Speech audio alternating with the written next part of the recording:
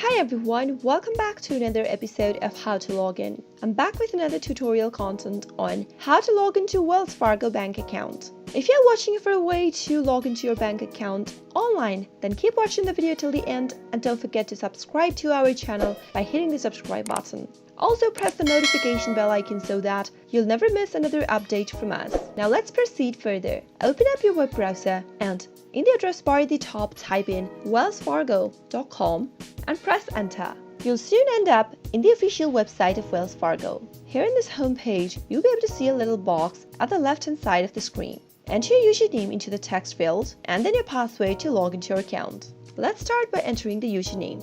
Once you type in your username, head over to the next field and type in the password that is associated with your account. Make sure to type in the correct password every time you try to log into your account. To double check, click on this little eye icon in the right corner.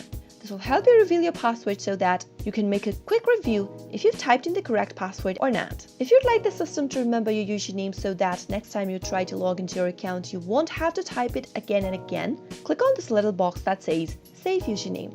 But for your security, if you're using a public device or a shared device, do not check this box.